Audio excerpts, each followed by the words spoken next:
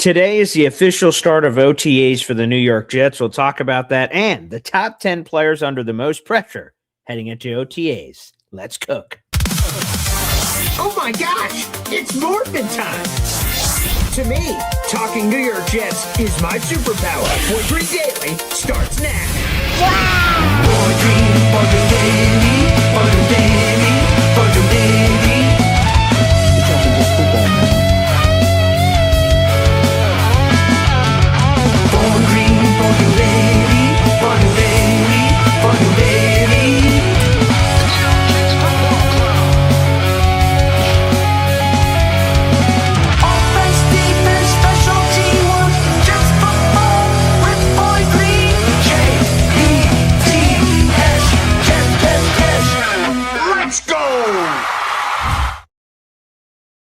Hey, what's going on, everybody? I'm Paul Esden Jr., a.k.a. Boy Green. I'm the New York Jets digital reporter for Heavy.com. Welcome to Boy Green Daily, a daily New York Jets video show, also available wherever you get your podcasts. We're streaming live on Facebook, Twitter, and YouTube right now, folks.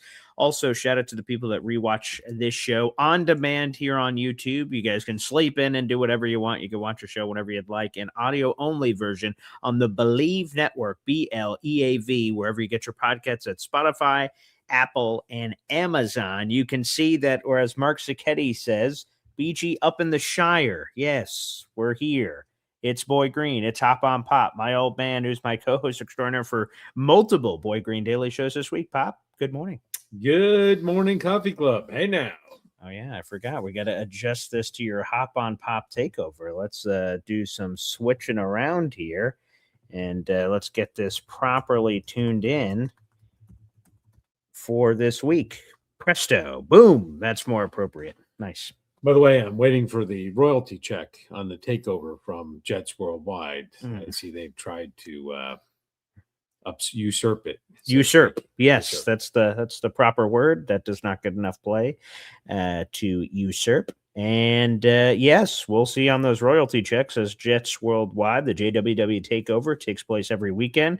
Bob, before we get started with this top 10 list, and again, today is OTAs. This is where it starts. The first media open version of these is tomorrow. So that's when we should get updates from the Rich Saminis of the world and everybody else who's at OTA practices. The Jets have 10 scheduled OTA practices, Pop, which are sort of splayed over the next 2 weeks and change. And then the Jets have a 3-day mandatory minicamp from June 16th through the 18th. And then we break for training camp. So this felt like a good time to do top 10 players under the most pressure. I'm sure you guys are going to perfectly agree with this list and in the order in which it is. So I put this list together, and Pop will react to it as you guys do as we go through this list all together. But before we get there, I see one of your favorites, Pop, MFC. I'm not sure what the dialect translation is to what that is here in New Hampshire, but how do you pronounce that, Pop? It's, let's see, motherfucking Chew. Okay. Who's changed his profile pic for those that are paying attention. Yeah, you could see that. By the way, a gifted membership here on YouTube. Yep. And that went to Big Rush 2112. Big Rush 2112. There you go. That is 11 raffle tickets for your MFC so far this month. Thank you so much. We'll show our raffle prizes a little bit later in the show.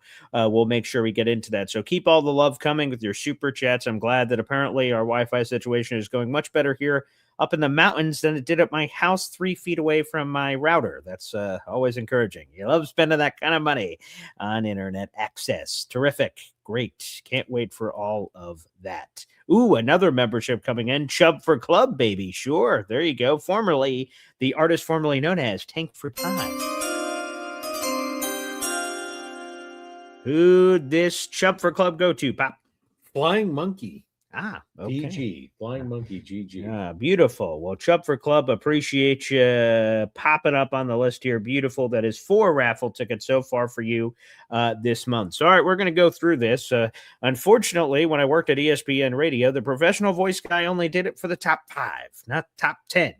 Sorry, wasn't around long enough apparently at ESPN Radio to get the rest of the numbers. So you'll just have to envision it if you can out there in the audience. But Pop, I'm going to give you guys the top 10 players that I believe are under the most pressure, and we'll go through the list. Some of them are contractual reasons. Some of them are just my own thoughts, and we'll go from there. Pop, are you ready? Yes. And so, by the way, today's the first day of TNAs. Is that what you said? OTAs. Oh, OTAs. Oh, not TNA. No, not TNA, off-season training activities. That is the first one here. So there you go, and let's get the energy flowing. So again, here we go. I'm going to go number 10. Oh, nice. Okay, I didn't know we had that kind of budget around here. All right, so we'll go with this reverse order here all the way to the top. And this is a hat I thought you might wear. I know you like this guy. Just the tip. Joe Tippmann, 10th on the list. Now, I imagine that's going to throw a lot of people off. Joe Tippmann, what is he under pressure for? He's a really good, solid player. Again, I don't know if he's ever going to be an all-pro or Pro Bowler. We'll see what happens down the line. But Joe Tippmann, number 10 on the list. And for me, it's a multifaceted event here. But the big one is he's heading into the contract year. It works uniquely for players that are non-first round picks. If you're selected anywhere from round 2 through round 7, you get a 4-year standard contract. You're not eligible to discuss an extension with your team until your 3rd year is complete. So Tippmann's 3rd year is complete. He's now heading into year 4 here on the list for Joe. So the Jets could be proactive and choose to extend him here over the coming months, or they can let him play it out and figure it out next year. You just sort of had a wild ride here, Pop, where he started off as a guard, then played some center when Connor McGovern went out. And then AVT has another season-ending injury last year and then goes back to guard. So he's been all over the place. So I'm not sure what Tippmann prefers. I would assume he prefers playing guard because you get paid a lot more money for playing guard than you do center. And I assume that's where the Jets are going to keep the rotation here after everyone played all 17 games last year. So I think Joe Tippmann's under pressure heading into a contract year that if he delivers another great year, he could get crazy money. The guard market can be as high as $28 million per year, but obviously on the other end of the coin, if he doesn't perform as well, then the money could be a lot lower at guard.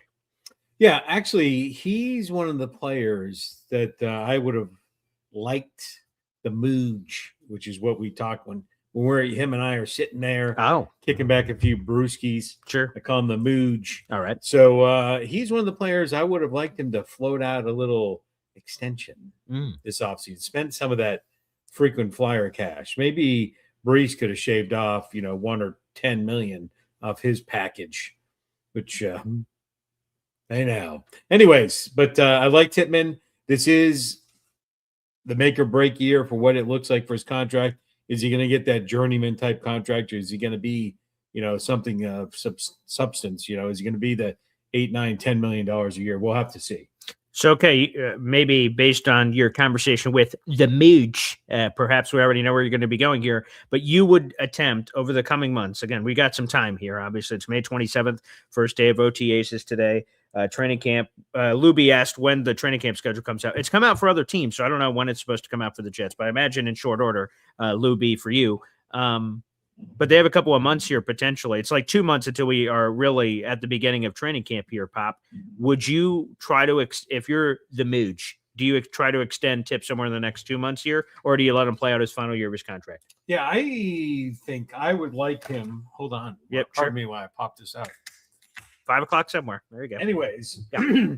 I would like to see him get a deal done, not be in the situation that we're in this year, that we had to either pay or catch and release a couple of our offensive linemen. And, a historic year, they weren't, the best offensive line in the NFL.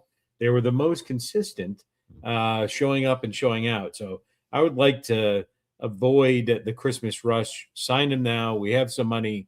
Not crazy money. I think it's going to be cheaper today than it will be in 12 months.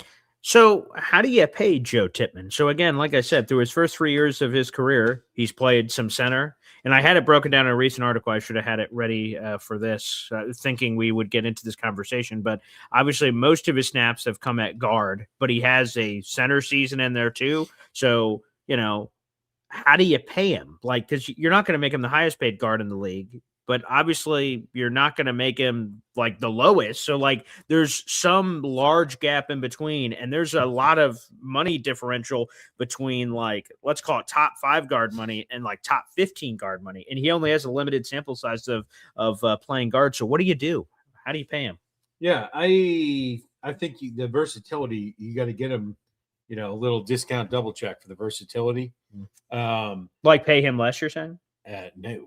Oh, pay him more because of the first. I see. You Okay. can take that into consideration. Okay. So I was just doing a goog. Okay.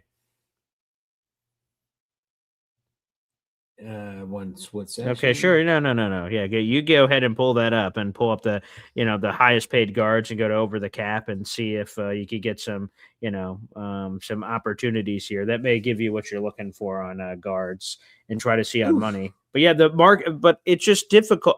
So let me say this first off.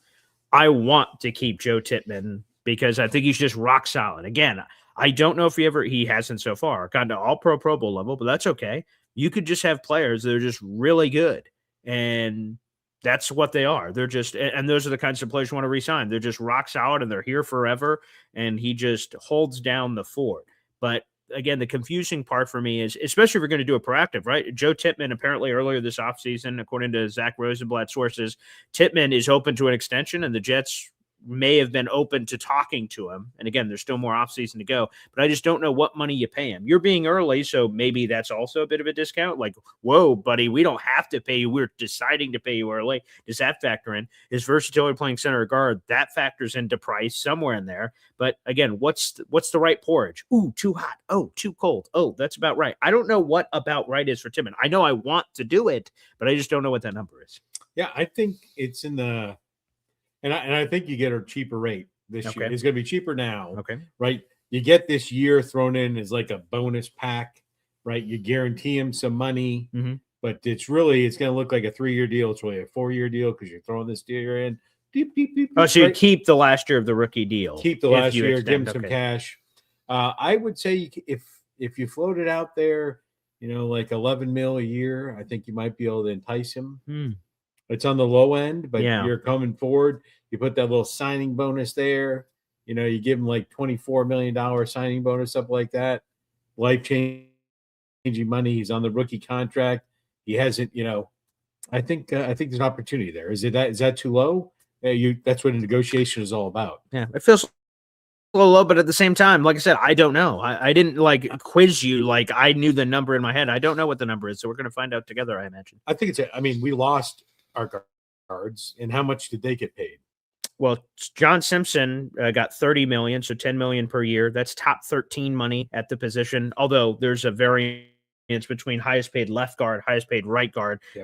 There's a level of differentiation there. And then ABT got 3-year 43, 45, but then the true money is the guaranteed money. And obviously, because of his durability concerns, there's some of those per game roster bonuses built into his contract. So, they got between 10 and 14 million per year, depending on what you call ABT's number, I guess. Right. So $11 million, not outside the realm. No, between those two. Sure. Right. So I think we get it done. I think there's an opportunity to lock them up. In the words of your favorite expatriate coach, we have money to burn. And this wouldn't be burning it. This would be strategically applying it. So you're fine with Tippmann being on this list? I am fine with Tippmann being on the list, but it's more for the Jets than it is for Tippmann. Ooh, interesting. All right. Well, we just got a membership gifted from this guy earlier. So, Pop? Hey, now. No, the voice guy? No, number 9. Hey, there we go. That's that kind of budget we invested in. Chubb for Club was the person that gifted earlier. I'm putting Cade Klubnik on this list. Now, you may say, what? How is a rookie quarterback immediately under pressure? How does it make any sense? But we all know, and I saw a few people were posting about it earlier, so keep your comments and questions going. We'll try to go through some of those and open up the phone lines and things of that nature here as well. And I see a Big Islander fan, by the way, real quick, asking, what other platforms are you on besides YouTube? Well, YouTube is the home. That's the main thing, how I butter my bread. So if you guys can subscribe here, and you obviously are here, Big Islander fan, which I appreciate. I'm on Facebook, @BoyGreen25. Everything's @BoyGreen25. So that makes branding easy to find it. So Facebook, @BoyGreen25. Twitter, @BoyGreen25. Anywhere you find your audio podcast, the home of the podcast is the Believe Network. That's BLEAV. And then from there, I have a home in Amazon, Spotify, Apple, and everywhere else. But YouTube is the best place to do it here. Big Islander fan says the commercials are tough here. Unfortunately, the commercials are tough everywhere. I try to make it as manageable as possible, but some of that is beyond my control. So apologies for that, Big Islander fan. It's sort of the YouTube world that we're in. I would suggest, Big Islander fan, if you guys want to spend the money, YouTube Premium cuts the commercials. So if you don't want it, that's the place to do it to avoid them. That would be my suggestion there, because unfortunately there's commercials on every one of those platforms. But real quick on Cade Klubnik, why would that make sense? He's number 9 on the list, sort of buried there. To me, and people were talking about it earlier in the chat pop, the 2027 NFL draft looms. Every time we have a membership gifted on this channel, people are reminded of those draft chimes. And the pressure is on like Donkey Kong that for the Jets, hey, we're looking ahead. Even if even if you in the mood say, the 2027 draft is so far away. I know that you and Mooj apparently are thinking about it, constantly marinating on some quarterback possibilities. But for Cade, like, he is a shot here. The Jets did not add that veteran quarterback earlier this month. They hosted Mr. Unlimited Russell Wilson for a free agent visit. He apparently said that he was offered, but nothing has transpired since then. So it sounds like they're going to give Cade Pop a chance here with OTAs starting today to get a ton of reps with OTAs and the mandatory minicamp and things of that nature. So to me, the pressure's on quickly for him to try to establish himself. In a perfect world for Cade, he wins the QB2 job against Bailey Zappi and Brady Cook. He's behind Geno. And if Geno's healthy all year, he doesn't play. But if Geno gets hurt, he's one injury away from stepping on the field and saying, whoa, Jets, before you just go invest one of those first-round picks of yours next year, I'm right here and let me show you something, whatever that is. So I think he's under pressure just because of the 3 first-round picks in 2027 and to show an immediate something, or else if they draft that first-round quarterback next year, all of a sudden Cade Klubnik will either be a forever backup here until he becomes a free agent or sort of gets lost in the shuffle and eventually just sort of falls out of the league because of the situation. Yeah. I mean, it seems, I would say these next few weeks of activities are pretty important. Mm-hmm. I would tell you the Jets, this again there's pressure on him. There's pressure on the Jets. They've done a miserable job of developing backup quarterbacks, as we can all attest. Right. And so I don't think I think we still will sign a veteran. I think time will progress. Mm-hmm. When will that happen? Definitely. Before we get too late in August, I think there'll be another quarterback signed. We can clean out the zap with the take out the trash later. But we need somebody to throw the ball in the 5th string when everyone else has left the field. So I do agree. I think his real opportunity is now to show what he has and really be a focus of Frank Reich to really develop this young man because, again, Frank Reich can't do a worse job than we've done the past few years, having some of the worst quarterback rooms in the history of football. Mm-hmm. So this is an opportunity for him to show up, show out. And then, who knows? I don't think he'll be the number 2. I don't think that's feasible for him to be the number 2 quarterback. You answered my follow-up question, so I'll still ask it, and then you could just reiterate the answer you just said if you want. With them not signing a veteran quarterback right now, what that says to me is they're going to give him a chance. They're like, you know what? We've seen something from him behind the scenes. Let's see what the young kid can do. And by the way, also Zappi and Brady Cook will get their opportunities, however those reps are split up. So they're giving him a chance to seize the day here. Do you think there's any realistic shot that he shows enough in these 10 OTAs and the mentor minicamp? We're like, you know what? Screw Russell Wilson, screw Cooper Rush, screw whoever those guys are. We're comfortable Cade being that QB2, the one injury away being him. Yeah, I don't think that's possible. Okay. And I hope it's not. And here's what I'd be more Do clear. tell. Okay. Yeah, because you never know until you know. Right. Till you let Tim Boyle, till you let Brady cook, if you will, till we let Cade bake, I guess, keeping it with the the cooking theme. Yeah. I wouldn't feel real comfortable. Geno has been a reasonably healthy starter throughout his career. That's correct. Throughout his career, except for his getting punched in the face and torn ACL with the Jets. So yeah, let's go recent times. Yes, recent time has been very healthy. Yes, I feel, especially AG, with where his seat is set to boil, and I don't think you can enter the season with Cade as the number 2. Yeah, it'll be interesting because I would assume AG would have wanted a veteran because if Geno goes down, he wants someone that can hold down the fort. Last year was a disaster when he had to turn, to Tyrod, who couldn't stay healthy, and unfortunately, Brady Cook, who was, not good. And Don Munson, the voice of the Clemson Tigers, joined us a few weeks back, and he said, and again, he has been around Cade his entire collegiate career at Clemson. He believes that Cade needs time to marinate, even though he had 40 starts in college. He thinks he would benefit from getting to be around it. sometimes you're surprised. Your boy Dak Prescott was a 4th-round draft choice. The right situation happens. Tony Romo gets hurt, unfortunately, at Seattle preseason game, and then Dak's the guy, and then they never look back. So sometimes you have a plan, and they get punched in the face. So we'll see what happens there with Cade. But I believe he's number 9 on the list because whether no fault of his own, again, the Jets have 3 first-round picks next year.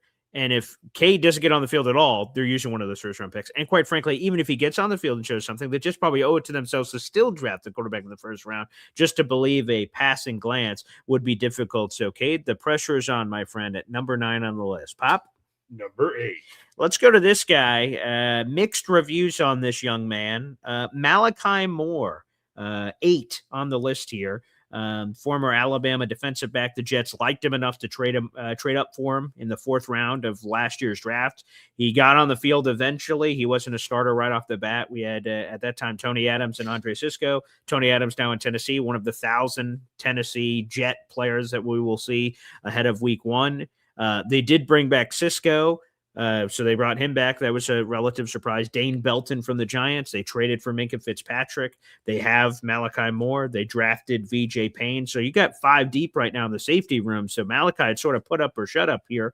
I'm curious how they use him. There's going to be sets where there's 3 safeties on the field. Minkah could play a little in the slot too, sort of like a big star, big rover position. So I'm curious in the secondary how it all folds. So Malachi should get opportunities to get on the field. But if he's going to be Minkah's a starter at safety, who's the other one? That's a question. Is it Malachi Moore? Is it Dane Belton? Is it Andre Cisco? Is it VJ Payne? That competition is set to be had. But the coaching staff's really high on him. AG referenced Brian Branch, who he drafted in Detroit, who also had those Alabama roots coming over. So I think the pressure's really on for Malachi, who has a chance to be a starter potentially, or to just be a backup for the foreseeable future, or that 3rd safety. Right. And he may be backing up beep, beep, beep, possible out of the locker room.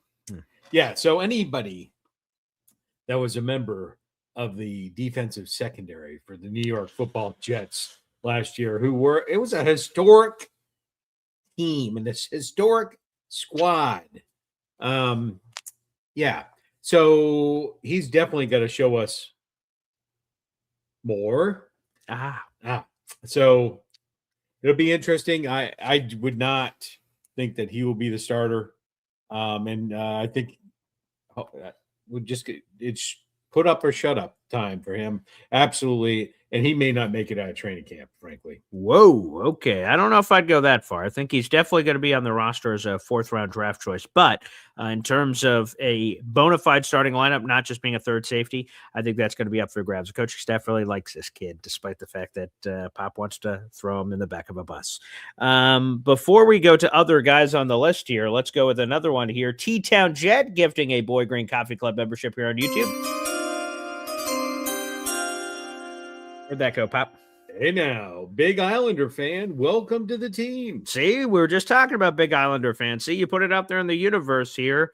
Appreciate you, buddy. Now you're a member to the Boy Green Coffee Club. Enjoy all the perks, my friend. You get it for a month for free, and then you'll get to decide whether or not you want to stay a coffee club member out there in the audience. Appreciate that. Thank you, T-Town Jet. Big Islander fan, make sure you thank T-Town Jet over there as well. We've got 200 people watching the show across our social media platforms and 100 of those on YouTube. Guys, like the video. That is absolutely free to do, and that helps get this Jet show in front of other Jet fans out in the audience. We continue to climb up the charts, which is tremendous. So thank you, everybody that's chosen to subscribe and tell your fellow Jets friends and family. I really appreciate that as we make our chase to 10,000 subscribers. All right, Pop, let's go next on the list. Number 7. This is old son of a Hall of Famer, Mason Taylor. Now, he was a top 50 pick last year. He didn't have a great season, and we'll get into this with a few guys on this list, I suppose, of like, whose fault is it that Mason Taylor didn't have a great year?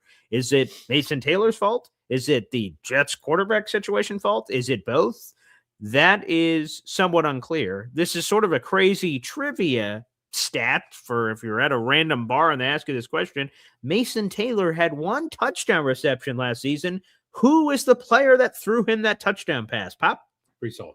That is Breece Hall, a quarterback. So at some point this year, I hope, wow, Mason Taylor's caught his first touchdown pass of his career from a quarterback.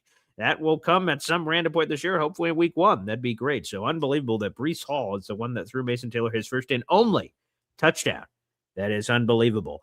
So yeah, again, Mason Taylor, top 50 pick last year. High hopes, of course. The Jets have not invested high at the tight end position since going back to Dustin Keller back in 2008 when the Jets traded back into the first round to get him out of Purdue. So they haven't invested a lot. They did in free agency a few times with Tyler Conklin and CJ Uzamas and stuff. So high expectations for Mason. Did live up to expectations last year. There were moments last year for sure where he showed some chutzpah. Then ended the year with the scary neck injury, which like I was a little concerned about because the coaching staff wasn't giving us great medical updates. But it sounds like he's fine, thank goodness, because when you get with neck injuries, that can be scary from that perspective. So Mason Taylor, they just added Kenyon Sadiq the Freak. They added him into the mix, obviously. With this 16th overall pick. You can perceive that as a good thing or a bad thing. Good thing, wow, okay, attention's going to be drawn to Sadiq, opens up more opportunities for Mason. Or the other way, Pop, if Kenyon's getting a bunch of attention, Mason can fade into the background potentially happening here. So again, I have him here at number 7 on the list. Yeah, it's going to really be about chemistry with Geno. I think there is an opportunity. These two tight end bookends, I think there'll be a lot of two tight end sets, and they both, obviously Sadiq brings a little burn to it. And I think Mason just needs to make sure he's available. And I think he'll be more used as a I know Mason gets you so emotional, Papa. Yeah, I'm breaking up. The father-son thing, Jason Mason. That makes sense. That's right. I think he's going to be more of an outlet safety type check down, and Sadiq's going to stretch the field. So he will he benefit from Kenyon Sadiq's arrival on this roster? As long as they run two tight end sets. Okay. If they're vying for playing time with a one tight end, I don't think it's going well for Mason. Okay. But I just like to see it because, again, I think Mason is an interesting player. He's sort of a more all-around player if you look at what he was able to do collegiately at LSU before he came here. And we could use tight ends. I think there's a world where both of them can eat. Kenyon Sadiq can be dynamic, and he has sub 4.4 speed. That's either the fastest or second fastest all time since they've been tracking that data with Vernon Davis. So, yeah, he's talented. I can't believe the Jets actually pulled the trigger on him. So I'm excited to see how they utilize him for sure. So, again, number 7 on the list. Yeah, I'm with you. I would have a few years ago would have been a more exciting first-round draft pick tight end selection that the Jets opted not to take. But Michael Mayer, you're talking about? No. Tyler Warren? Brock Bowers. Well, yeah, that's for sure. Yeah, that guy's all right. That guy's all right. Pop? Number 6. Adonai Mitchell, and I'm sort of hit and miss here a little bit on Adonai Mitchell, to be honest with you. There's some Jet fans out in our audience that are very high on Adonai Mitchell, A.D. Mitchell, as he has come to be known by some, and they think he's going to be awesome, and I hope he's awesome. But here's the facts of the matter. He came in with a, as a top 60 pick of the Indianapolis Colts. Obviously, they weren't high enough on him. They gave up on him. They traded him to the Jets as part of that big Sauce Gardner deal. And I don't judge him a lot on the half year he had here at the trade deadline because, again, our quarterback situation was terrible. He was learning the playbook. We had multiple quarterbacks coming in and out, so chemistry was sort of thrown up in the air. So I don't judge him harshly over last year, but it is put up or shut up. He was a former highly thought of second-round draft choice, and now you have Geno Smith, who should bring competency to the room. He's not the only guy. There's going to be Garrett Wilson. There's Omar Cooper Jr. There's Mason Taylor. There's Kenyon Sadiq. There's Breece Hall. There should be opportunities for Adonai Mitchell to eat. I'm curious to see, and just to make sure this is clear, everybody, this is not a safe or not safe. I'm not saying these players are in danger of being cut. I just mean these are the players that are under the most pressure. Under pressure could sometimes be job security, potentially, but it's just about under pressure of like delivering. So again, it could be interpretive from that perspective. So again, I don't mean Adonai Mitchell is going to be cut. That's not the under pressure I'm referencing here. Just his career. I feel like it's at a crossroads. This is an important part. If he kills it this year, after this season, he'll be eligible for a contract extension. That's massive. If he goes the other way, who knows what his future could be. So again, not believing he could be cut. I don't think so. But no, it's more so about where he ends up being in his role on this offense. Oh boy. All right. Okay. This will be the Hop on Pop Stone Cold Oh, Lock oh boy. of this week. Okay. I will tell you, do you know, Boy Green? What's that? Do you know the comp for AD Mitchell? Do you know who it is? The comp. No, I don't. Huh. Like DK Metcalf. Oh, DK Metcalf is the comp. From who? Well, look it up. I haven't got time to do your research for you. Okay. But I will tell you this. All right. Right? Who was one of the leading contributors to the propulsion of Geno Smith in Seattle? Tyler Lockett? No. DK Metcalf. I see. I'm telling you, he's going to be one of Geno Smith's favorites. I expect he could get north of 800 yards receiving this year. Oh. I would tell you that when he came to the Jets last year and some of their other additions in the draft, the Jets, if you go out and look, I will tell you today that the Jets have one of the fastest teams in the NFL. Look at the 40 speeds that these people brought to the table. Look at Sadiq. Look at Mitchell here. Look at Brees Hall. Look at the other loser who didn't really do anything for us last year. There's some speed to burn on the Jets, and I don't think anybody's talking about it. So I think he is a comp to DK Metcalf. He has that ability. He's going to have a solid quarterback, likely for the first time ever, and I think he's gonna cook. North of 800. Whoa. Okay, that's a sizzling take. Okay, that should be interesting. All right, north of 800 yards. I hope you're right. That sounds terrific. That's a little higher on the hog than I would be, but your stats are correct in terms of all the 40 speeds of Garrett Wilson, Brees Hall, Kenyon Sadiq, all these different guys on this offense, Omar Cooper, a lot of speed for sure. So love it. All right, Pop, we'll give your voice a rest here, and we'll get to it here with the rest of this top 5 action happening here. We'll let you get some rest so you can save on more of those sizzling takes that you had. So let's do it. Now we get into the top 5. Again, everybody, I'm Paul Esden Jr., a.k.a. Boy Green. That's Hop on Pop. We're here in the lovely confines of New Hampshire, or the Shire, as Mark Cicchetti prefers, with just under 200 people in the room. Like the video, hit subscribe. We're talking about the top 10 players under the most pressure for the New York Jets heading into OTAs, which, by the way, OTAs start today for the Jets. First one open to the media is mañana, tomorrow. So we'll hear from all the beat reporters and things of that nature, and maybe that'll feed into some of the topic matter that ends up coming out here. So now we're getting into it. Here is the top 5. So without further ado, Number 5. Number 5 here on my list is Will McDonald. Will McDonald had a farm, E-I-E-I-O. He is 5th on the list. And here it is, quite frankly, for Will. His 5th-year option was picked up in May, so he is under contract for this season. He is now under contract for next season. But as we saw with Jermaine Johnson this offseason, Pop, just because your team option was picked up does not guarantee your future with the team. Jermaine Johnson's 5th-year option was picked up, and they got traded the next year. So it doesn't guarantee your safety.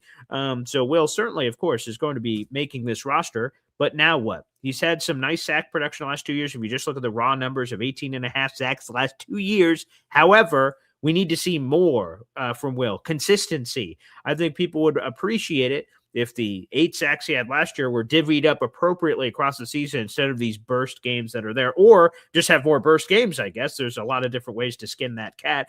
But he has David Bailey opposite of him, who's the number 2 overall pick and led college football in sacks last year. That should open up opportunities. Aaron Glenn is calling the defense. That should open up opportunities here for Will. So I think the pressure is on for Will, especially with what we just saw with Jermaine Johnson this offseason. It's a cautionary tale to Will that if you don't deliver, you could be traded. And apparently the Jets had a lot of interest in Will McDonald this offseason, including from former Jets coach Todd Bowles, who wanted Will McDonald via trade. The Jets turned down those requests, those inquiries.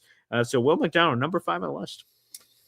Yeah. So, there's a saying out there, jump the shark. You've heard that saying before? I have not. No. You've never heard that saying before? Jump the shark. No, I'm Jump not. the shark? Don't think so. It's where it comes from a television show, Happy Days, when Arthur Fonzarelli jumped over a shark on his jet skis, on his water skis, excuse me. Okay.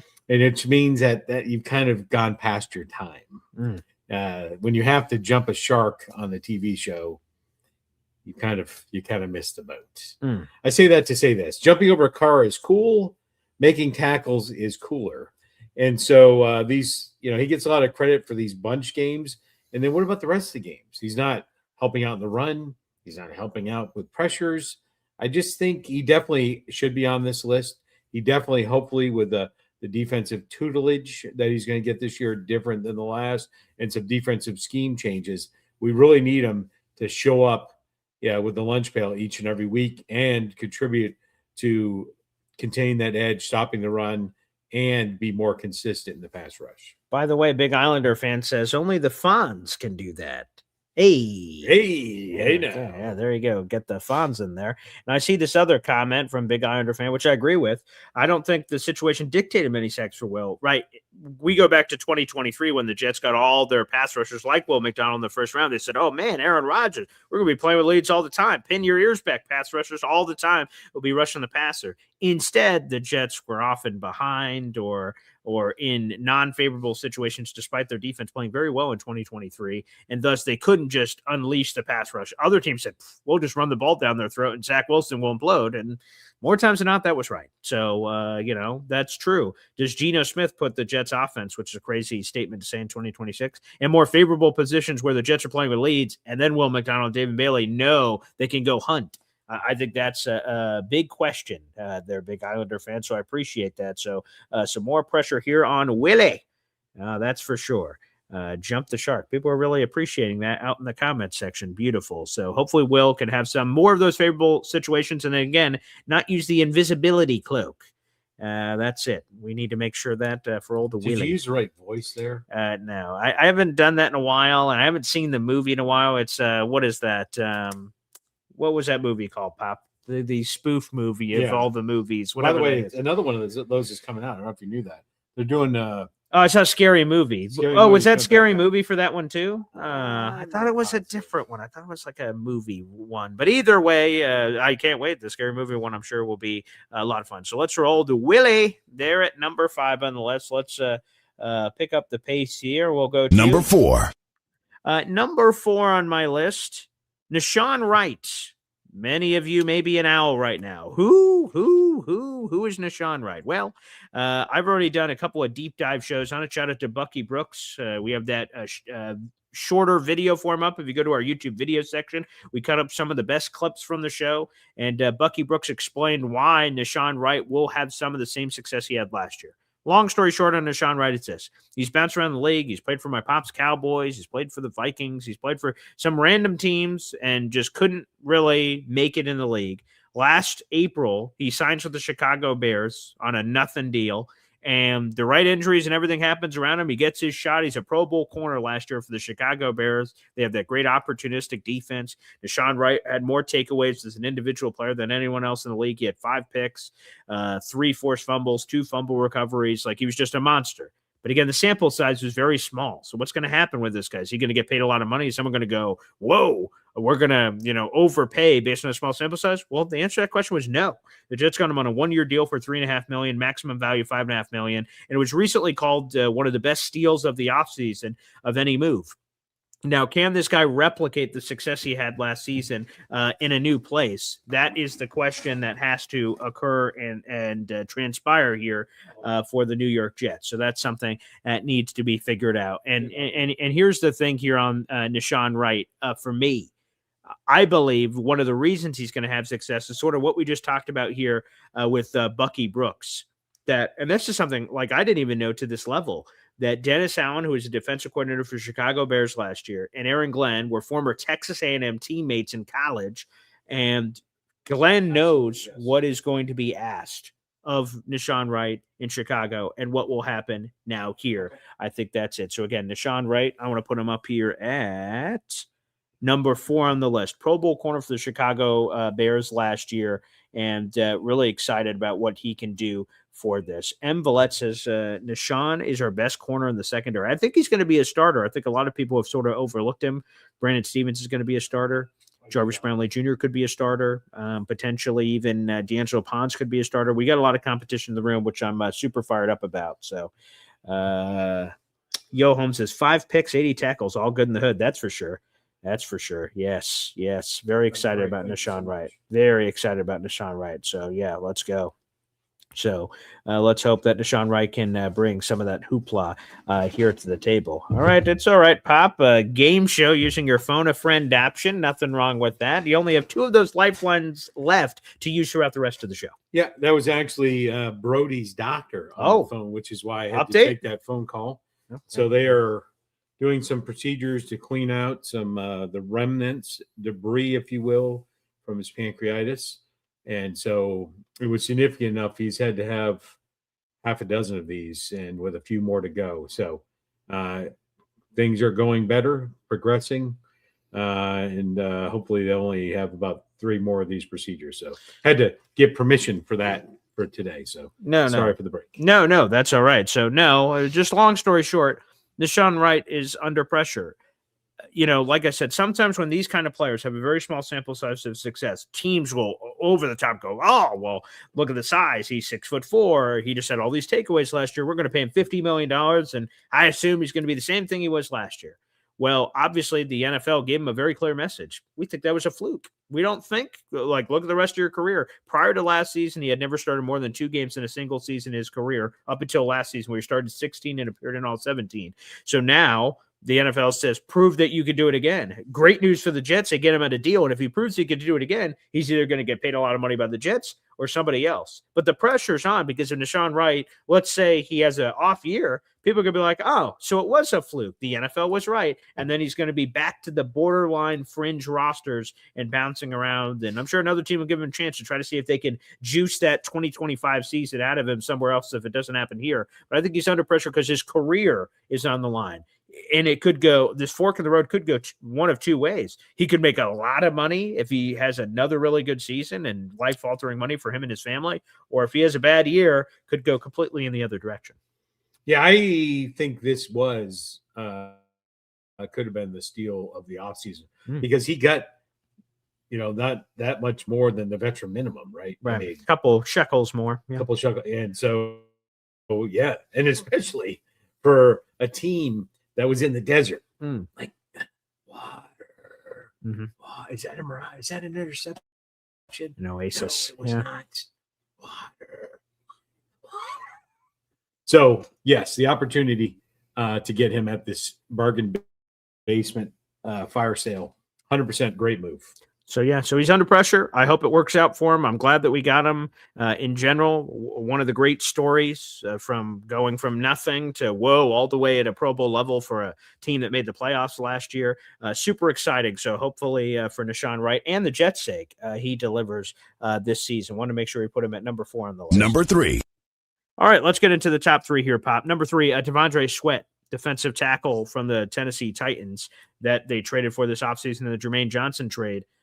I think there's just a lot of pressure points here. Number 1, when you make this trade, sometimes when we make a trade and there's like 20 pieces involved, it's hard, like, who won this trade? When it's a player for player, it's mano a mano. It's man on man. It's a lot easier to determine who won a trade and who lost a trade based when you're only looking at 2 cards here on the table of who performed better or not. So the pressure's on. We're going to see these 2 go against each other, quote unquote. Not really. They're both on defense, so they won't literally face off against each other. But the Jets are making a schematic change, playing more 3-4.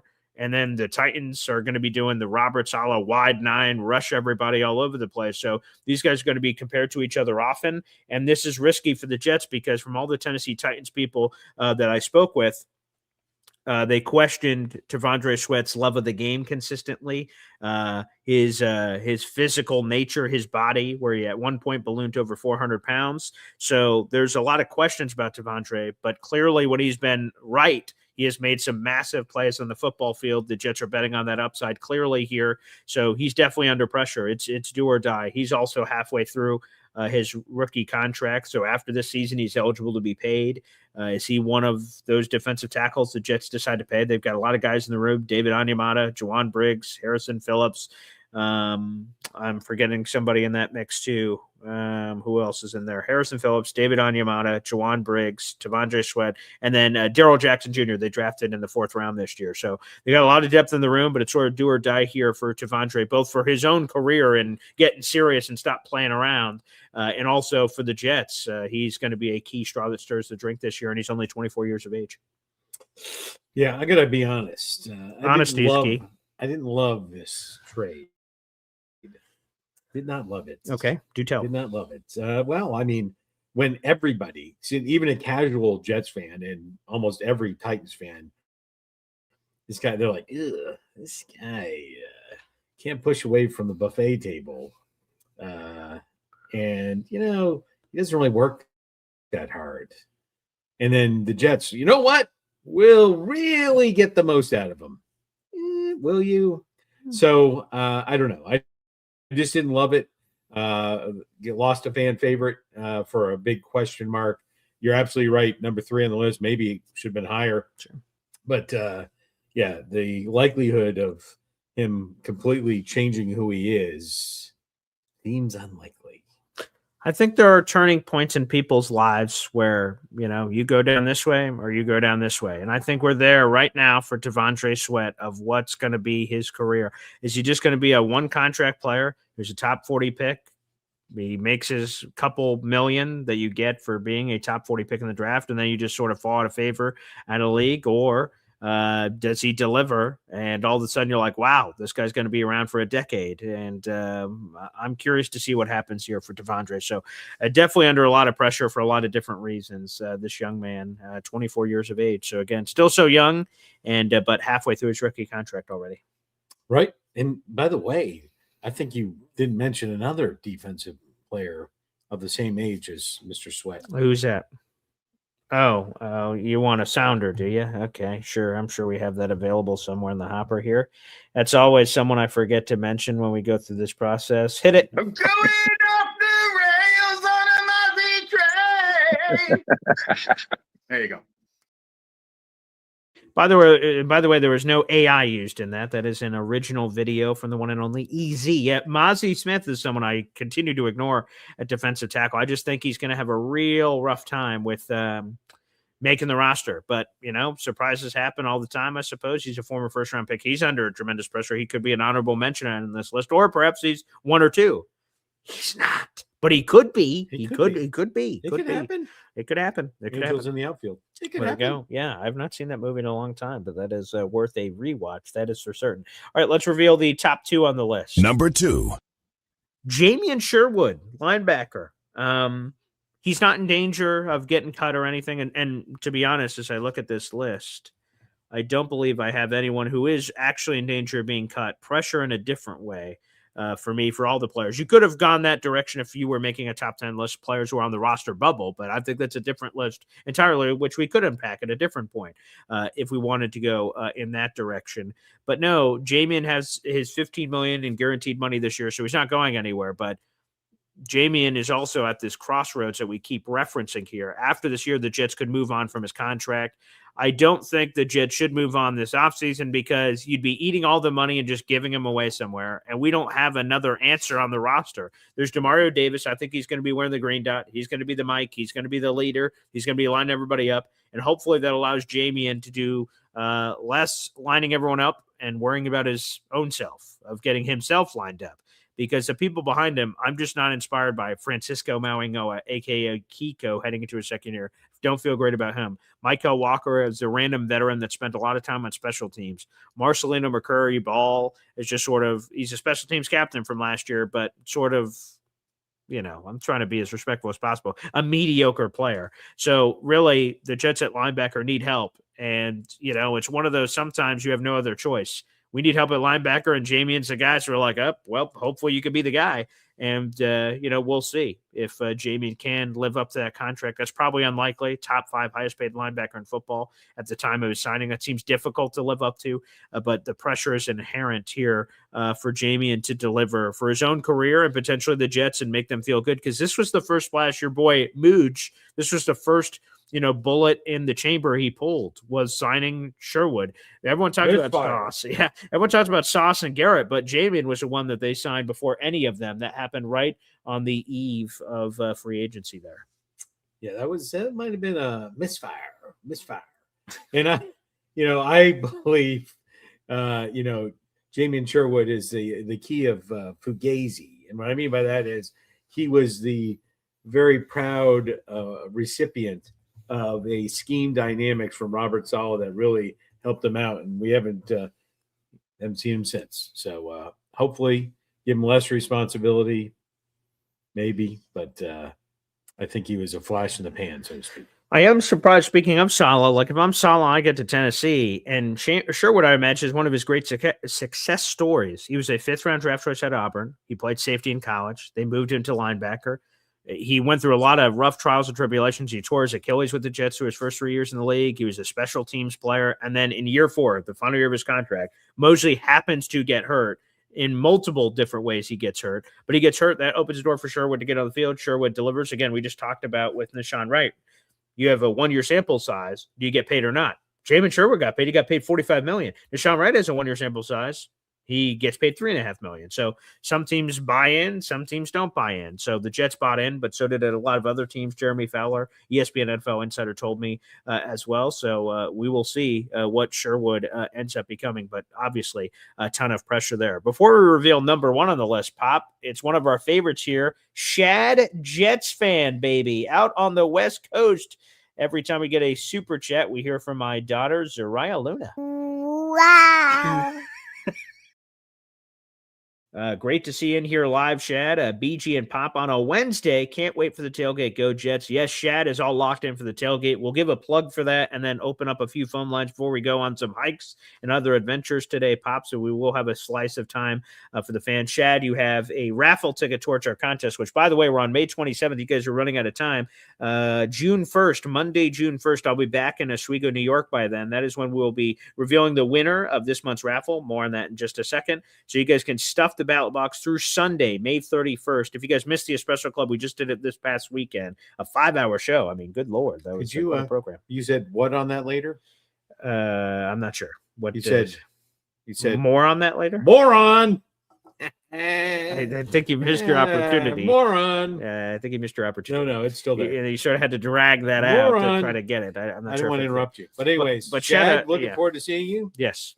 Actually, Shad broke bread with the family in the large at the old Esden Zone table. Yes, the Cloverleaf Tavern is where that happened in Caldwell, New Jersey. So we will be doing that again. Again, I wanted to sort of set up some things with the original tailgate and get that sort of lock, stock, and barrel there. And then we'll get over to the restaurant takeover with the sign-up sheet coming up for that. So I'll let you guys know when that is available. That's not available yet, but I did already book the room, set up all that in advance with Chef Kevin Gilbert. So that room is set up, and we're allowed to, I'd reach out to Chef, a maximum of 56 people can be in the upstairs room. If somehow we search past that number, last year we had 40 people. If we search past that number, Chef says we can book reservations downstairs and people can sort of mingle, come up and down the stairs with that, but they'd have to book a table downstairs. So we'll keep you guys posted on that if somehow, I have no idea what the response will be. The response was awesome last year. Thank you everyone who came to the restaurant takeover. So Shad, it's great to see you in here, buddy. And thank you for the super chat. Really, really appreciate that.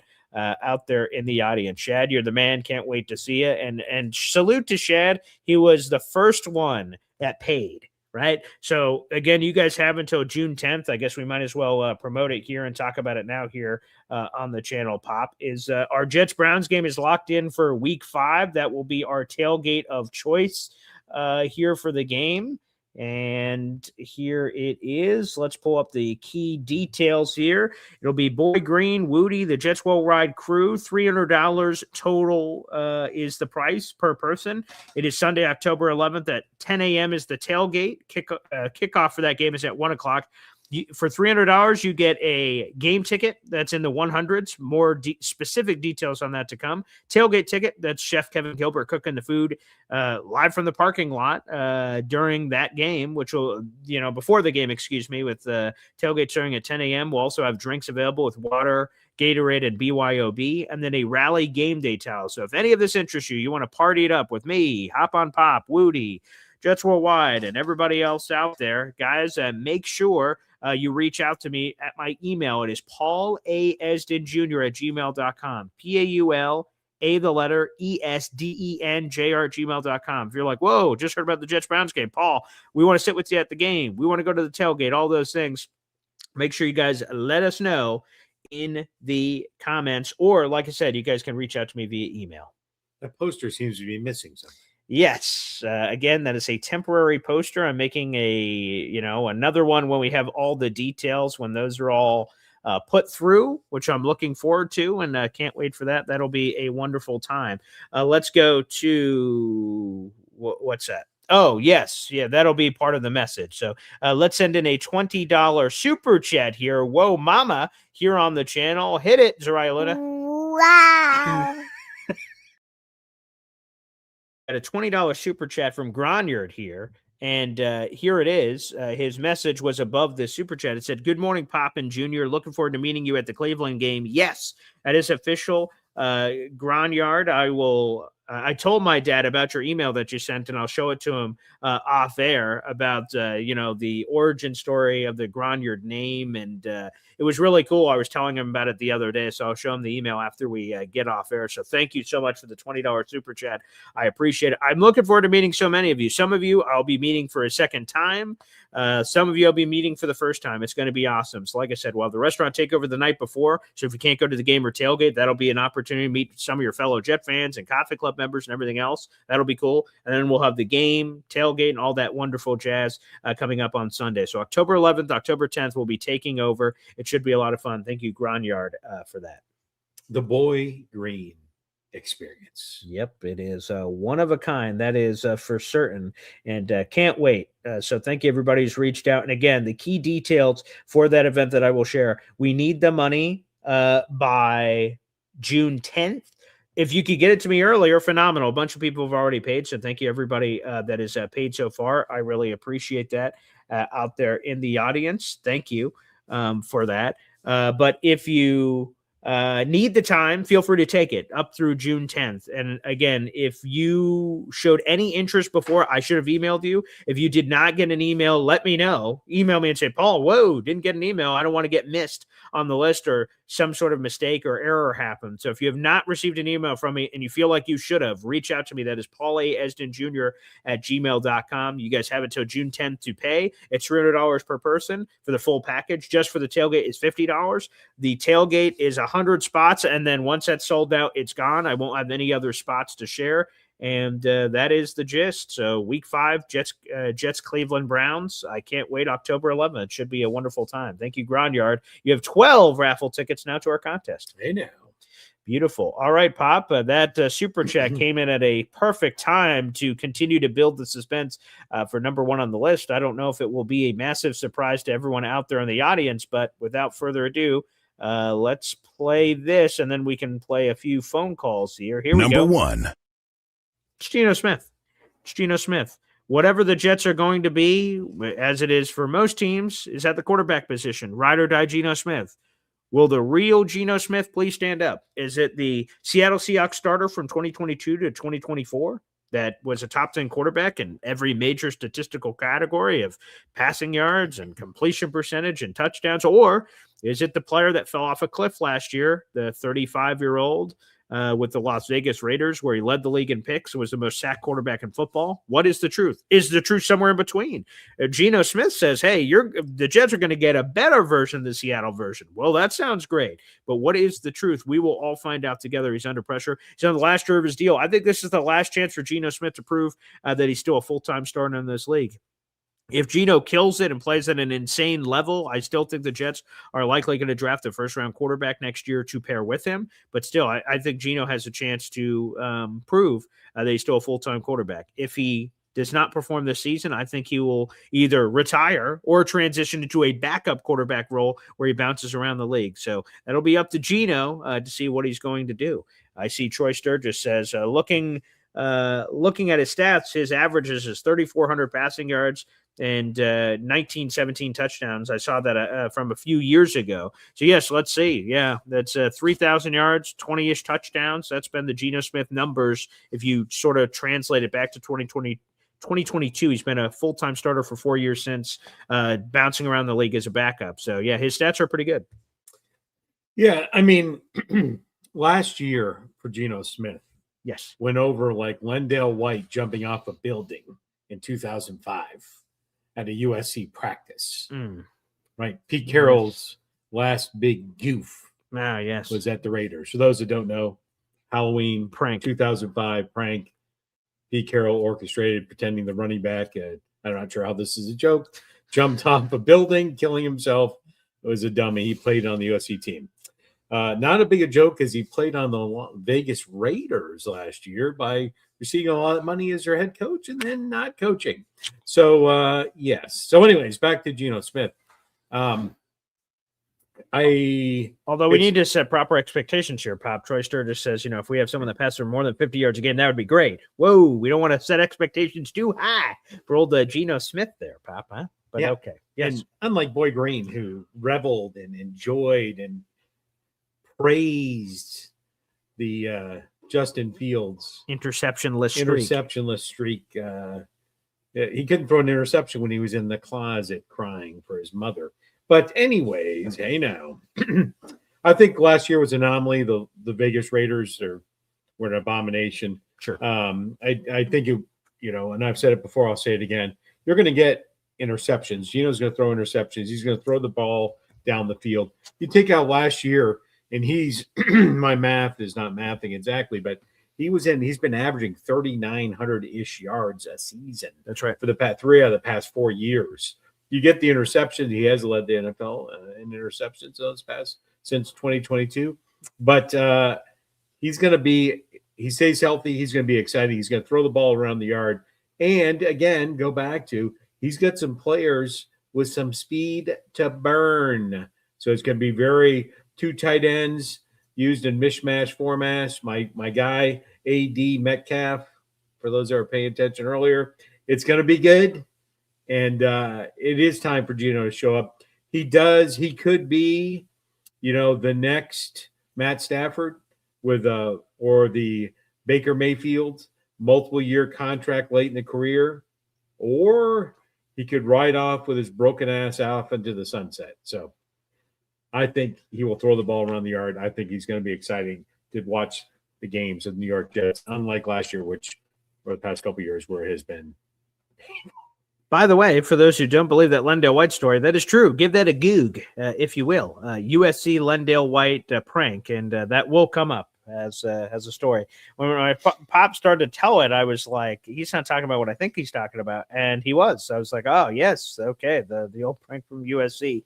Salute to Pete Carroll, wherever you may be right now. Shout out to Pete Carroll out there in the audience. Well, first off, I want to thank everybody for all the membership so far. MFC, Chubb for Club, T-Town Jet, and the 2 Super Chats, Groundyard and Shad Jets fan. Appreciate that out there in the audience. That's super cool. Thanks for supporting the show. That allows me to do even more. So I appreciate that out in the audience. Let's do a couple of plugs here, Pop. And then we'll open up the phone lines here for just a little bit on the channel. Let's see. Let's get our prizes. We can do that here on the channel first. For all of your super chats and memberships that have been coming in, these are the prizes that we'll be giving away on June 1st. We have a Garrett Wilson Funko Pop, brand new New York Jets polo, and a New York Jets sideline hat, 3930 flex hat. All these 3 items will be given away on June 1st. So every $3 you spend at any point this month in May gives you a raffle ticket. Obviously, the more raffle tickets you have, the better your odds are. But we've had people win with 1, 2, 3 raffle tickets before. So I highly recommend that at least some of you out there in the audience at least buys one. It gives you a chance. A ticket is all you need. A seat and a chip is all you need to potentially win those fabulous prizes, which are great. And then one last plug here, Pop, besides the tailgate, which again, people, make sure you guys email me, Esden Jr. at gmail.com for that event to make sure you guys get your money in. We need the money by June 10th, so you still guys have another week or 2 weeks. If you have not reached out yet, please do so. And if you haven't heard from me yet, that's another sign that perhaps something didn't go right with you punching in your email on the list. So make sure you guys do that. I'll be doing follow-up emails when I get back in that first week of June to anybody that did not respond. I will attempt to do so to make sure I didn't miss anybody. We have the Gang Green Beach Club event coming up, Pop, on Saturday, July 11th. Boy Green is headed to Atlantic City, HQ2 Beach Club. Go to ganggreenbeachclub.com for more details. $25 tickets. I'll be at the Ocean Casino Resort. Again, $25 tickets. And for more information, go to ganggreenbeachclub.com. As you can see on that right side there, if you pull out a magnifying glass, you may see Boy Green on that list. There you go. A little lower on the list. I'll try to see if I could get better placement in the future, but I just am happy to be on the list. Shout out to Jets content creators. There's some beat reporters in there that are all going to be there for the event, and I am glad that I'm on the list to be there with them. It should be great. Saturday, July 11th. And again, as Libby says there in bold at the bottom, can't miss it, wear green and white. Wear Jet colors. Not red. But you know what? This could be the green wedding. You go in there, Okay. you know, a little Highlander action. You come out as the last Jets content creator standing. Great. See, there you go. Stock up, baby. Apparently, we're doing some sort of a beach football touch event of some kind where Boy Green Coffee Club members are going against Asmaniacs and all the other different versions of other Jets content creators out there. So maybe we could walk away with that trophy and have some pride. We'll see what's happening there. Again, that'll be Saturday, July 11th. That should be a real hoot. Pop, is there anything else you wanted to get to before we get to some questions and things from the fans? No, I think we've covered it all. Yes. Okay, great. So, fans, we're going to play a quick hep timeout here on the channel, and we'll be right back after this. 1, 2, 3.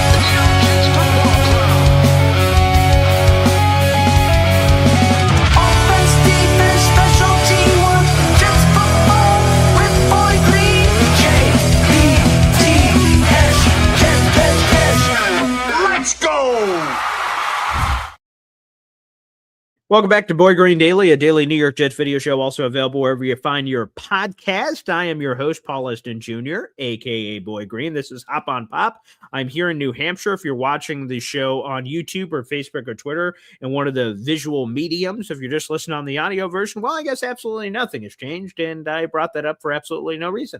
But this is the same show in both video and audio form. Nonetheless, I'll be here for the next couple of days and driving back, I think, on Sunday. Will be coming up for heading back home for all the lovely jazz, but it's great to hang out with family just after Memorial Day weekend, just a few days ago. The pinned comment on YouTube, youtube.com/boygreen25 is how you call into the program if you'd like to do so. We'll take callers for a little bit, then we're going to be doing some activities, hiking around and doing all other kinds of fun stuff here, which will be great. Good. Some quality time with the fam. Let's kick it off, Pop, with Hip. Hey, Paul. Hey, now. Hey, Paul. Hey, I don't know if you know, Pop. We're doing this Monday meltdown on June 1st. Do you know about that? I did hear about it, I think. Okay, because I spoke to Mama Esden, and she said she's going to help coach you up, Paul. Okay. Well, I can use it. I can use any help out there in the universe here. So I'm looking forward to it. I'm glad so many people are apparently, getting into it, getting into the spirit of it. I think it's healthy and great for everybody. So whoever participates, and for those who don't know what we're talking about, on June 1st, which will be the Monday that I'm back in New York, I'm going to do essentially the New York Jets' Biggest Loser. We're all going to be open, or you guys can be as open as you want. I don't want to force it on anybody. I'm going to be open about my weight loss journey and say, hey, here's where I'm starting. And each week I'll try to give you guys updates on weight I'm losing or hopefully not a lot of weight I'm gaining on certain things when we're going through this process, things that are working, things aren't. And hopefully people out there in the audience can resonate with that and also lose weight if they want to, or whatever your goals are out there in the audience. So I think this will be a cool summer thing for all of us. And we'll see if I could sculpt this beach bod in time for the Gangrene Beach Club on Saturday, July 11th. Well, there is a thing I've been looking, because you got to plan it out a little bit. You just can't go in like, okay, today's the day, and like, like, there's a bag of Oreos. I think I'll eat those for lunch. You have to kind of have a little game plan. One thing is that there's a thing I saw called the military 9-minute workout. Oh, I haven't heard of it. I mean, maybe that. I mean, I saw the Tai Chi workout, but then I saw the military workout too. Maybe that, being the military, that might. You might like that.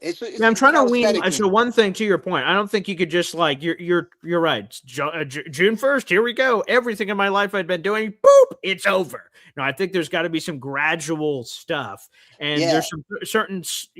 I don't have a massive sweet tooth, so it's not like I eat a bunch of candy or anything. But like, there's certain things in my life that I know I'm doing are not great. And I want to wean off some of those things, either reduce it to nothing, hopefully, or reduce it significantly and work out. And maybe the combination of those things help lose weight or whatever is happening.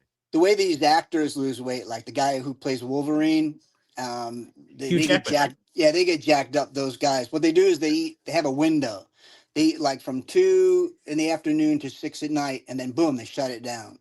And then, because after so many times of not eating, the human body really isn't made to be eating 3 times a day and snacks in the middle. We're really not that far removed from walking on the plains and not eating for days at a time, But, I think you'll do it. And what's your first? Also, another thing is have substitutions. Like instead of chips and stuff, I have walnuts, or I have almonds, and then I mix that up with maybe some yogurt, raisins, and I mix them up together. I'm not really a big raisin guy, but with the yogurt raisin, it's pretty good. So it's almost like a candy bar. I'll take a bite of that and a little of this. And I tried that yesterday, as a matter of fact. So I arrive at the Esden Jr. Foundation here, and we've been driving around all day for 8 or 9 hours or something.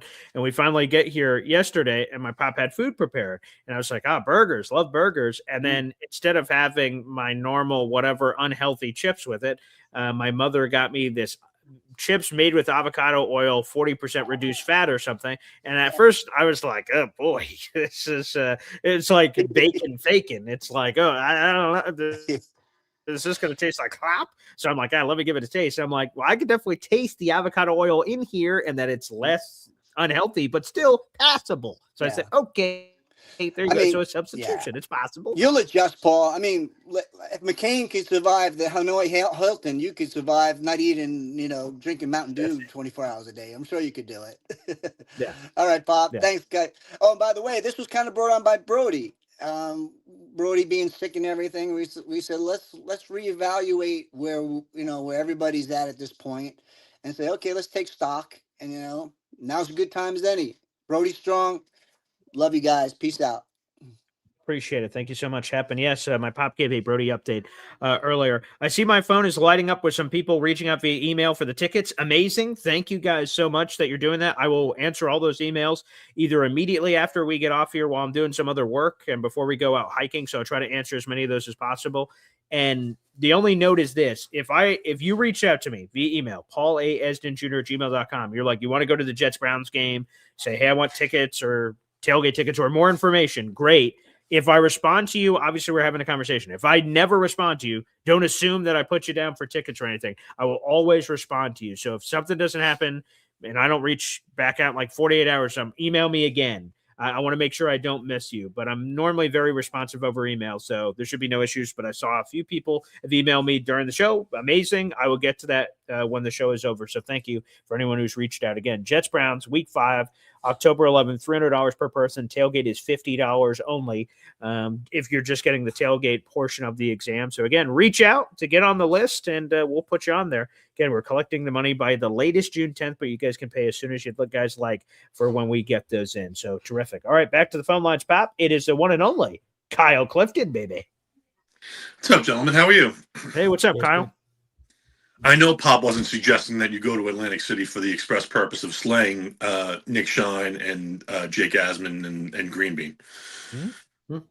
Of course, I wasn't. No, the Green Wedding. Yeah, I think they'll be safe. So I want to talk about some of the things that we brought up before with regards to AD Mitchell. We have 3 veteran wideouts on the roster with Garrett and Tim Patrick and AD, right? The career drop rate for G5 is 4.2%. For Tim Patrick, it's 5.5%.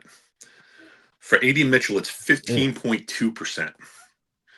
Oh, Now, this guy is a unique separator, right? He's getting open. And some of this stuff marginally can be attributed to his quarterback play. Not all of it, right? He's got small hands, 9-inch hands, whatever. But the pure concentration drops, they got to stop if he's going to be a functional part of the offense, right? And I think he can be, but we want to get that number down to where it's only 2 times as much as our next best veteran receiver, right? Yeah. So that's kind of where we sit with AD Mitchell. We know that he hasn't really gotten the best opportunities. When he has gotten the opportunities, he hasn't made the best of it. That notably he had that fumble as he was going into the end zone. Rams, with the Colts. yeah. Very bad. But if he has his head screwed on straight and he's got decent quarterback play, and he realizes that this is a make or break year for him, maybe he can improve on that enough to be useful, which is what we really want from a wide receiver 3. And then that's what, hopefully he could be for us if Cooper emerges, or, that's kind of what we're looking for him to be. I keep on thinking that we're going to bring in a free agent center to compete with Myers. Like, we have a bunch of guys that can play center that really have not established themselves as a starting NFL center. I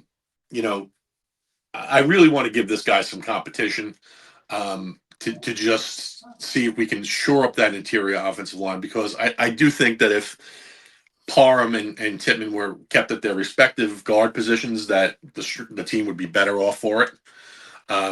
That's kind of where I come down on it. Like, I thought that we should have invested in a day 3 pick at center to kind of challenge Myers. We didn't do it. So let's see what shakes out here. Maybe it's something that after June 1st, we might see some people shake loose, or maybe it's the people who don't want to come to OTAs because of their advanced age, and then we'll get a placeholder to next year. We're going to actually take our center of the future. That's kind of where I stand with it. Those to me are the 2 key things what you've been talking about with these top players. One last thing, I think Malachi Moore is making the team. Me too. The cost for cutting your boy Andre Cisco is really negligible. It's under $2 million, I think. Yeah. So I understand why they want to retain his services in case of injury, or in case Sure. Some of these other guys don't look so good in camp. VJ Payne really lays an egg, whatever. But I do think that Malachi Moore has done enough to keep his scholarship. Yes. Has Arian Smith done enough, right? Like, if he's a passable gunner, and he's going to get improved quarterback play. Obviously, we love the speed. He's got to do more, and we got to see it in camp. We got to see it in the preseason games, and that's where we are with the Jets. I appreciate your time, guys. Thank you, Kyle. A couple of things here. I'm curious if Arian Smith and Isaiah Williams can coexist at wide receiver. Both of them are primarily special teams players. Unfortunately for Arian, maybe he can show more at wide receiver. That, to me, is an interesting part of the conversation. I agree at center. Even if Josh Myers wins the job, I'm fine. But bring in some competition and push him a little bit. Competition breeds success. I think that's great. A lot of great points there. Man, that drop rate, 15% for Adi Mitchell. Ooh, that's quite a number there for Kyle. So, not ideal. No, definitely not. Wow, that is a brutal number. There's no question about it. All right, let's keep rolling here. Let's go to the phone lines again. We'll be taking a few more calls before we do some hikes and other stuff today, which should be good. Up next, we got Badshaw. What's up, guys? What's up, Pop? Hey, now. Did you have fun in Romania? Yeah, say that one more time, Badshaw. I said, did you have fun in Romania? Oh, did you have fun? Oh, yeah. Always a good time. What was the best thing you ate while you were down there? Huh. Pork knuckle. Pork knuckle?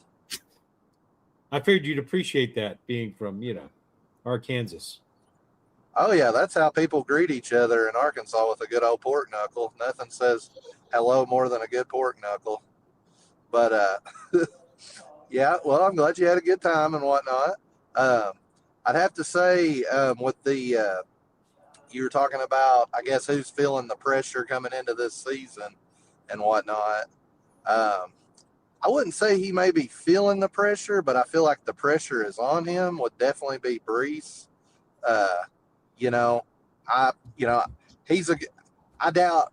Hopefully, he doesn't feel the pressure necessarily where he like folds or anything. But Right. I'm like, he's got a new contract. There's a lot of people saying how awesome he is and comparing him to running backs. And we were talking about that a couple weeks ago when I called in. And so I definitely feel like it's definitely on him. I feel like it for me. I'm like, the pressure's on, buddy. Like, let's see what you're made of. Let's see if we made the right choice and whatnot, which I think we did, but there's still that pressure there. So that's kind of my opinion on that. Yeah, and I would just to respond to that. I agree. He could have totally been on this list. Again, there's a lot of interpretations of under pressure, whether it's like someone now been paid. Now, what is it? So again, like step up. A top 5 highest paid running back in football now with the new money.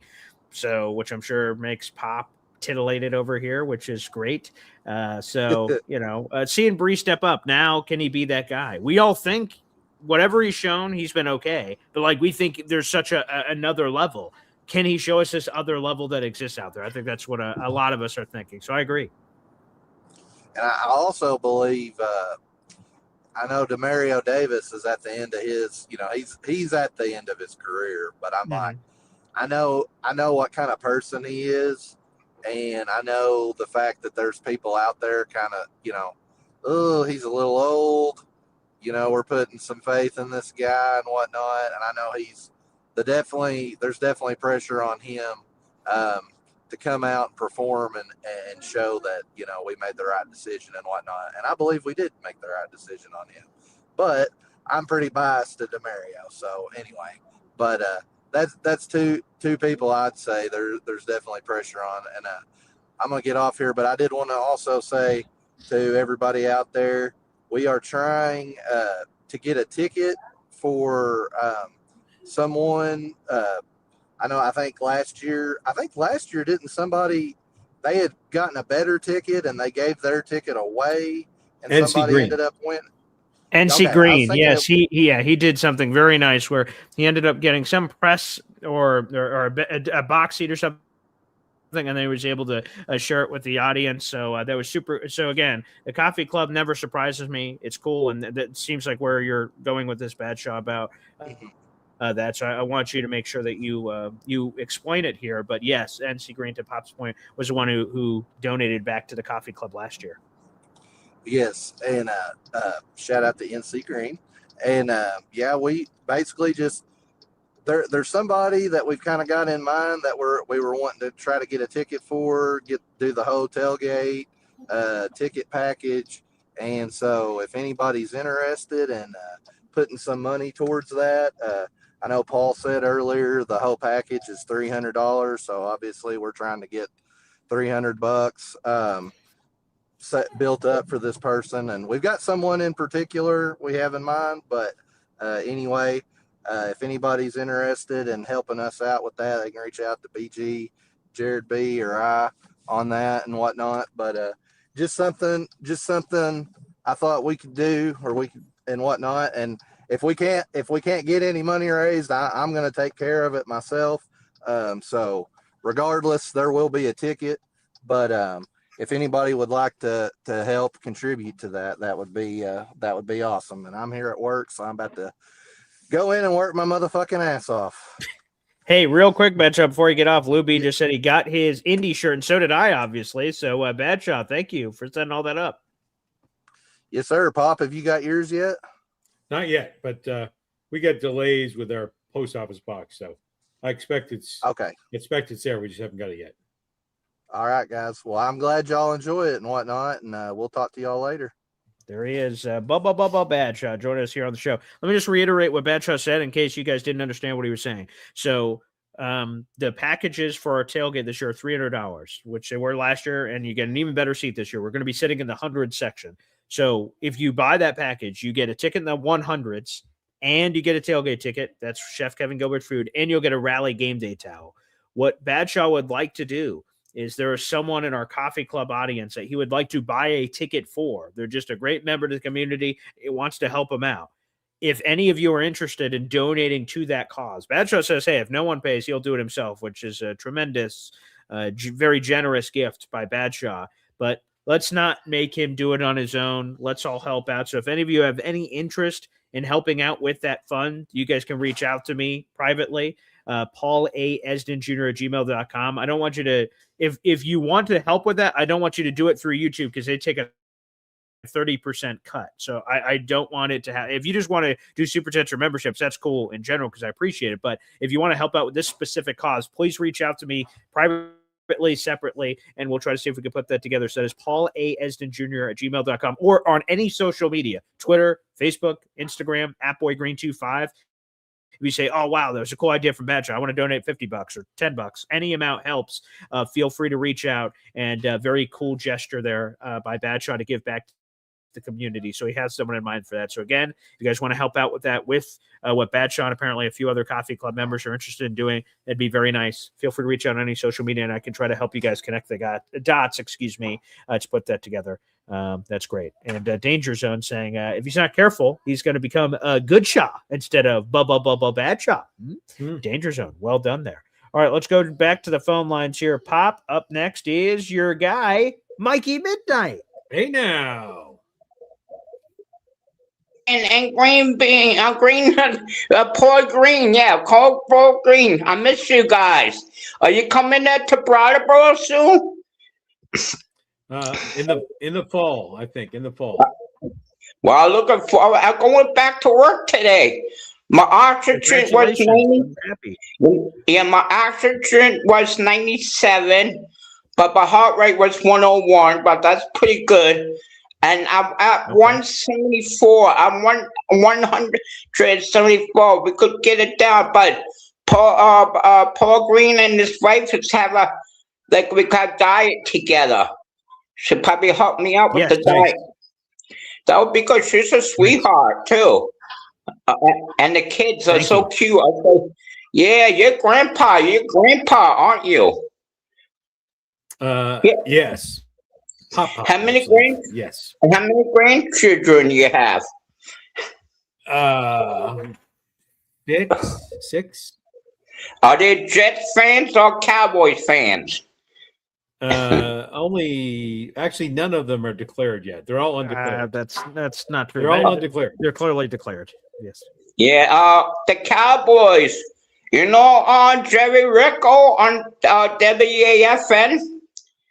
Jerry Rico. Oh yeah. And he does the Cowboys game sometimes. He's a big Cowboy fan. And my cousin Jerry. He's gonna be a good guy there. And my cousin Jerry's a big Cowboy fan. Him and Bobby didn't see eye to eye because Bobby likes the Giants. But he still loves the Jets, my brother. Yeah, I'm glad I'm going back to work because my supervisor just called yesterday. See, I can make it. I said, I gotta go make it. And no, you guys. I'm glad you're getting healthier, Mikey. You know the Knicks go win the championship? The sweat Cleveland. They kicked Cleveland's butt 130-93. Yeah. That's what the Jets go do to everybody in NFL. They're gonna have the Knicks. They look like the Knicks now. Fast people. You know we should get, like the dad say, decaf, me calf. Okay, There you go. Hey now. For Seattle. Good. Geno Smith loves that guy. They like homeboys, like brother in the hood. Yeah. I'm a brother in the hood, but I'm white though, but who cares? Doesn't matter whether you're black and white, right? Doesn't matter whether you're black and white or Chinese or Japanese. Everything. I like Chinese food and Japanese food. God, they help me out. I tried both of them. So I was happy to call in. I know you guys were busy with your show. You guys work good together, father and son. My dad helped me a lot. Yeah, I love both of you guys.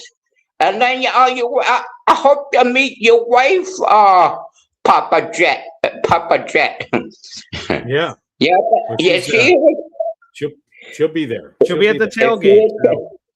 But I can't make it to that game. Jake asked me, say I had to go to Dartmouth, and they want to get this done. Hot room. But I cheer for you guys all the time. You guys, my homeboys. You're my homeboys. There you go. Yeah, I love you, Mikey. Can I do the Jets chant with you? Yeah, please. Jets. And New York. What about the New York chant for the Knicks? How you do that? Go New York. Go New York. Go New York. Go New York. Go. You guys go. I think the Cowboys gonna be good this year because Dred Prescott, the quarterback, he's pretty good. I still love that guy. He's pretty good. Yeah. I'll let you guys go to talk to other people. I was just happy I got everything done today. I got my medicine too. I picked my medicine. My dad put the money in for me. Good. Well, enjoy work, Mikey. Great to have you back. Good to have you back. Me too. I love you very much, guys. Peace out. Peace out, people. Lucky. All right. I want to tell everybody we have a bunch of calls. I'm so sorry. The hiking, we were supposed to end at 9. So I see we have a bunch of callers. I'm so sorry. We won't be able to get to everybody here on the show today, but call back in tomorrow. We'll keep doing this every day in between all of these activities. We got to start the Boy Green diet workout thing early and try to get into better shape. So thank you everybody for tuning in and showing all your love. And wow, what a caller to end it on. That was great stuff there from Mike. Great stuff. Any final thoughts here, Pop? Nope. Have a great day, Coffee Club. Okay, beautiful. We'll see you soon. All right, we have 300 people in the room. Do me a favor on the way out. Make sure you guys like the video and hit subscribe and show all your love. And we'll be back on the show tomorrow morning for another episode of Boy Green Daily. Take care, everybody. Peace.